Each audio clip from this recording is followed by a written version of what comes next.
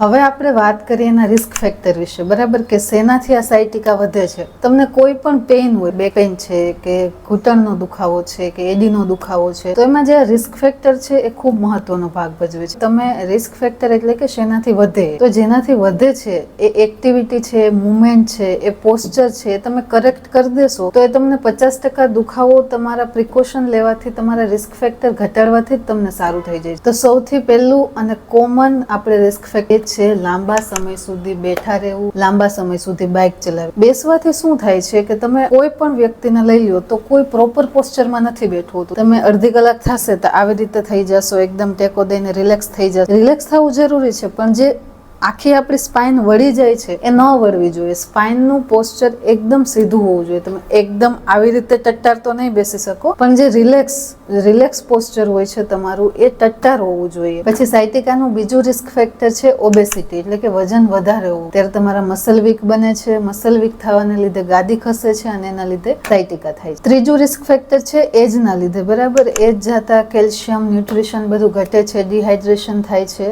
અને એના લીધે તમને ગાદી ખસે છે અને સાયટિકા થઈ શકે છે. પછીના રિસ્ક ફેક્ટર છે એ ક્યારેક સાયટિકાનું કારણ બની શકે છે, સાયટિકામાં વધારો કરી શકે છે. તો એ છે કે પાણી ઓછું પીવું, બરાબર. પાણી ઓછું પીશો તો તમારા હાડકા, તમારી નસો, તમારા મસલ બધું વીક બને છે. એટલે દિવસમાં 4 થી 5 લીટર પાણી હોવું જરૂરી છે.